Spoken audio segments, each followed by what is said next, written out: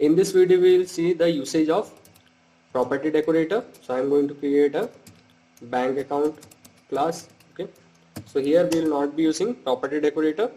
Okay, so let's make a init method and let's put the argument as self, name and balance. Okay,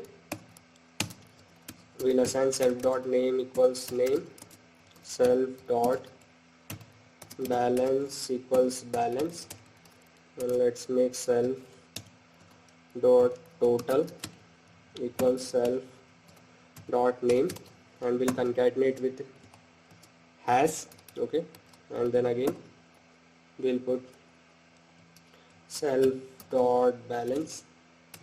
Okay, and then we'll put dollars in the account. Okay, so now let's make a variable user1, and then let's call bank account, and let's put the name as Damayanti.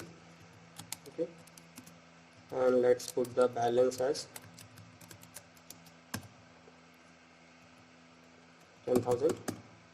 Okay, so let's make user one dot name. Okay, let's name here Hidimbi.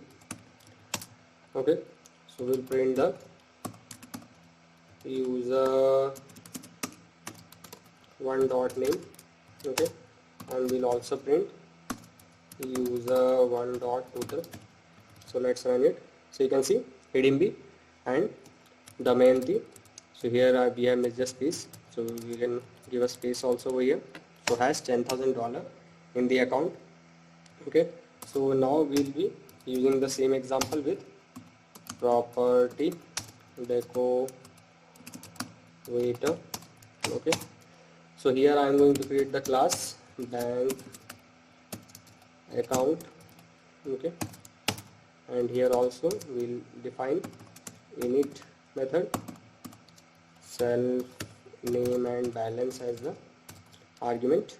Okay, so self dot name equals name, self dot balance equals balance. Okay, so now we'll be using @property. Okay, so now we will define total and self will be the argument. Okay, we'll return self dot name plus hash.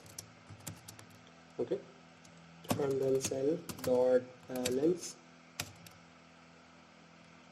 plus dollars in the account. Okay,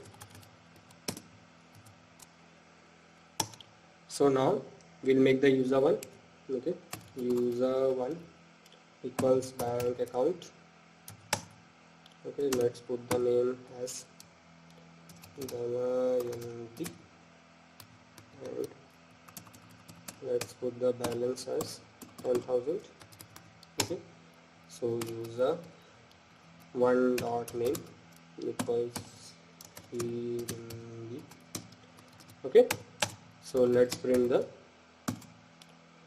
user one dot name, and again we'll print the user one dot total.